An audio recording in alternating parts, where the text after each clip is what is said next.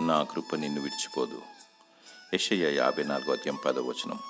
ప్రభువైన యేసుక్రీస్తు కృప చేత బలవంతుడవు కమ్ము. కృప మీ ఆత్మకు తోడైండునుగాక. సర్వకృపానిదేగు దేవుడు కొంచెము కాలము మీరు శ్రమపడిన పిమ్మట తానే మిమ్మల్ని పూర్ణులుగా చేసి స్థిరపరిచి బలపరచును. మన రక్షకుడని యేసుక్రీస్తు నుండి కృపయు కనికరమును సమాధానము నీకు కలుగునుగాక. దేవుడు కృపగలవాడు, జాలిగలవాడు, దయగలవాడు. కృప వెంబడి కృపను అనుగ్రహించును. తన ఉచితమైన మహాకృపను బట్టి నీకు రక్షణ, నిరీక్షణ మరియు నీ శరీరమునకు స్వస్థత దయచేవాడు. మానవులకు దేవుడు సమస్త అవసరతలను ఉచితముగిచ్చువాడు. సర్వము ఆయన ద్వారానే కలిగి ఉన్నవి. ప్రాణాత్మ దేహమునకు కావలసిన అక్కరలను మరియు పరలోక రాజ్యమును, పరలోక దీవెనలను దేవుడు నీకు అనుగ్రహించును. అడుగుడు ఇవ్వబడును. మొదట ఆయన నీతిని, రాజ్యమును వెదకాలి, అప్పుడు అవన్నీ నీకు అనుగ్రహించబడును. దేవుని కృప నిన్ను విడిచిపోదు.